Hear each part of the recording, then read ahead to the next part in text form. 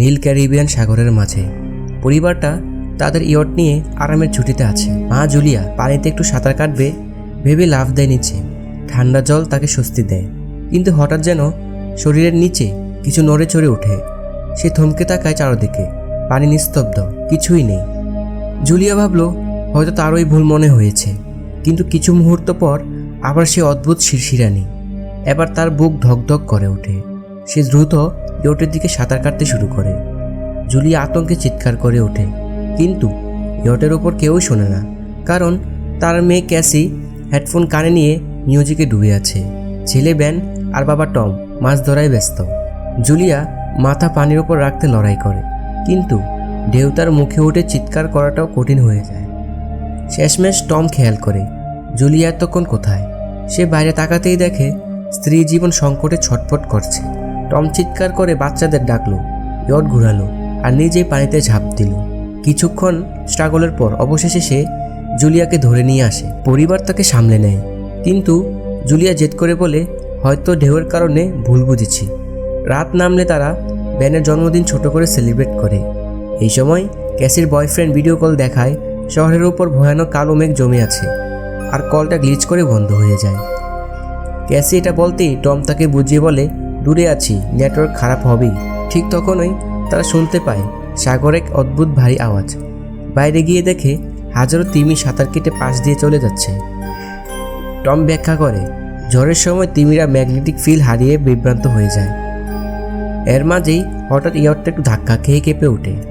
Van পড়ে যায়। Tom ভাবে হয়তো ইয়টে নিজে সমস্যা হয়েছে এবং ডাইভ দিয়ে চেক করতে নামে।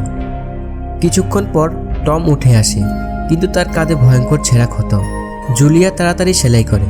টম বলে পানির নিচে যেন বিষের একটা ছায়া তাকে ফলো করছিল, আর পিছনে ঘুরতেই প্রোপেলারে ধাক্কা খায়।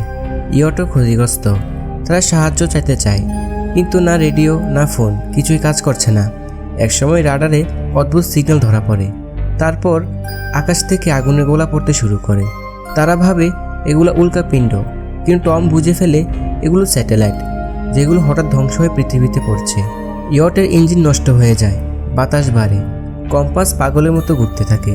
তারপর আসে ভয়ঙ্কর ঝড়। জুলিয়ার নাক দিয়ে রক্ত পড়ে, ক্যাসি বমি করে, সবাই সংকেতহীন। হঠাৎ এক উচ্চ ফ্রিকোয়েন্সি শব্দ পুরো ইয়ট কাঁপিয়ে ফেলে। অন্ধকার গর্জন, মৃত্যুর মতো নীরবতা। পরের দিন সকালে যখন তারা বাইরে আসে, দেখে সমুদ্র পুরোপুরি উধাও। ইয়ট শুকনো, সমুদ্রতলের উপর আটকে আছে। চারপাশ মরা সামুদ্রিক প্রাণী, ভাঙ্গা জিনিস আর অজানা নীরবতা। কম্পাস উল্টো হয়ে আছে। টম জানে এই ঘটনা শেষবার হয়েছিল প্রায় 7 লাখ বছর আগে। ঠিক তখনই রেডিওতে এক ব্যক্তির সাথে যোগাযোগ হয়। তার নাম নাও। সে একটি সাবমেরিনের ক্যাপ্টেন। সে ব্যাখ্যা করে পৃথিবীর ম্যাগনেটিক পোল উল্টো হয়ে গেছে, এর কারণে সমুদ্র সরে গেছে আর খুব দ্রুতই আবার ফিরে আসবে, আর সেটা হবে ভয়ঙ্কর সুনামির মতো। সে বলে তার সাবমেরিন স্থলভাগে আটকে আছে, কিন্তু বেঁচে থাকার একমাত্র সম্ভাবনা ওটাই। সেখানে 3 জনের জায়গা আছে। টম জুলিয়া অনুরোধ করে আমাদের বাচ্চাদের বাঁচিয়ে নাও। নাও তাদের লোকেশন পাঠায়। সেখানে যেতে 2 থেকে 3 দিন হাঁটতে হবে। এরপর শুরু হয় জীবনের সবচেয়ে নরকসম যাত্রা। পরের দিন সকালে তার রওনা দিতেই দূরে এক রহস্যময় বিবর্ণ চেহারার ঘোরাতে থাকা মানুষ দেখা যায়। হাতে হারপুন, পাশে ক্ষুধার্ত কুকুর। টম দয়া করে তাকে পানি দেয়, কিন্তু পুরুষটা অচেনা ভাষা বিড়বিড় করতে করতে টমের মাথায় বোতল মেরে দেয়। হারপুন পেটে ঢুকিয়ে দেয়, তারপর টমের গলা কেটে মাটিতে ফেলে দেয়। জুলিয়া মরিয়া হয়ে পালায়। শিশুরা লুকিয়ে যায়।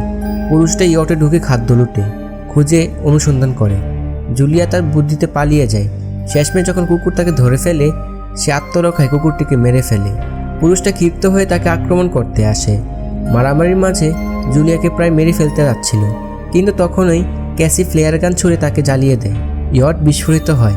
পরিবার কান্নায় টমের মৃতদেহকে বিদায় জানায়। এবার বাঁচার জন্য হাঁটা শুরু করে। পথে আসে ভয়ঙ্কর সব পরীক্ষা, মরা হাঙ্গর, বিষাক্ত বর্জ্য, গরম রোদ, পানির অভাব। বাচ্চাদের বাঁচিয়ে রাখতে জুলিয়ার লড়াই। একসময় তারা একটি বিধ্বস্ত প্লেন পায়। সেখানে রাত কাটানোর সিদ্ধান্ত নেয়। সেই রাতে ক্যাসি বাইরে যেতেই আবার হাজির হয় সেই ভয়ঙ্কর পুরুষ, কিন্তু জুলিয়া ঝাঁপিয়ে পড়ে তাকে বারবার ছুরিকাঘাত করে শেষ করে। সকাল হলে দেখা যায় লোকটার দেহে অনেক কামড়ের দাগ, মানে আশেপাশে আরও বড় বিপদ লুকিয়ে আছে। বিশালকাল আর্থ্রোপডস, উন্মাদ কাঁকড়ার ঝাঁক।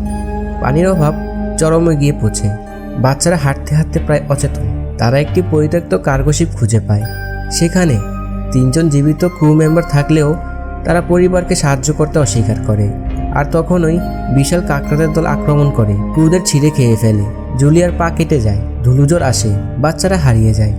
অচেতন অবস্থায় ফিরে পায় এক কন্টেনার পানি। রেডিওতে জানতে পারে সমুদ্র খুব দ্রুত ফিরে আসছে, সময় হাতে খুব কম। প্লেয়ারের আলো দেখে তারা সাবমেরিন দিকে হাঁটা শুরু করে। ঠিক কাছে পৌঁছে যায়, তখনই পাহাড়ি পাথরের ভয়ঙ্কর ধস নেমে আসে। জুলিয়া বাচ্চাদের ধাক্কা দিয়ে বাঁচায় এবং নিজে পাথরের ওপরে আটকে যায়।